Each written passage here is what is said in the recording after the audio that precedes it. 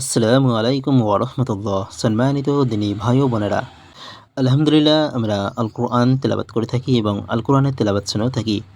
কিন্তু আল্লাহ তাআলা আল কোরআনের মধ্যে কি বলতে চেয়েছেন সে বিষয়ে আমাদের জানা একান্ত প্রয়োজন। আজকে আমরা সূরা আল ইমরান এর ১০ নম্বর আয়াতের বাংলা তর্জমা ও তার সংক্ষিপ্ত আলোচনা করব ইনশাআল্লাহ। আল্লাহ তাআলা সূরা আল ইমরান এর ১০ নম্বর আয়াতে বলেছেন, যার বাংলা তর্জমা হলো, নিশ্চয় যারা কুফরি করে আল্লাহর নিকট তাদের ধনসম্পদ ও সন্তান-সন্ততি কোনো কাজে আসবে না এবং এরাই আগুনের ইন্ধন।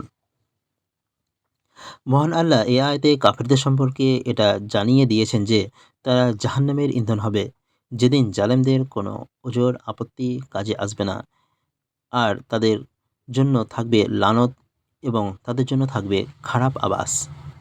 গাফের ৫২ নম্বর আয়াত। দুনিয়াতে তাদেরকে যে সমস্ত সম্পদ ও সন্তান-সন্ততি দেওয়া হয়েছিল, তাও তাদের কোনো উপকারে দিবে না এবং তাদের তাদেরকে আল্লাহর কঠোর শাস্তি ও কঠিন পাকড়াও থেকে উদ্ধার করতে সমর্থ হবে না। অন্য আয়াতে আল্লাহ তাআলা এ বিষয়টি জানিয়ে দিয়েছেন। কাজেই ওদের সম্পদ ও সন্তান-সন্ততি আপনাকে যেন বিমুগ্ধ না করে। আল্লাহ তো এসবের দ্বারাই ওদেরকে পার্থিব জীবনে শাস্তি দিতে চান। ওরা কাফির থাকা অবস্থায় ওদের আত্মা দেহত্যাগ করবে। আত-তাওবাহ ৫৫ নম্বর আয়াত। আরও বলেন, যারা কুফরি করেছে দেশে দেশে তাদের অবাধ বিচরণ যেন কিছুতেই আপনাকে বিভ্রান্ত না করে।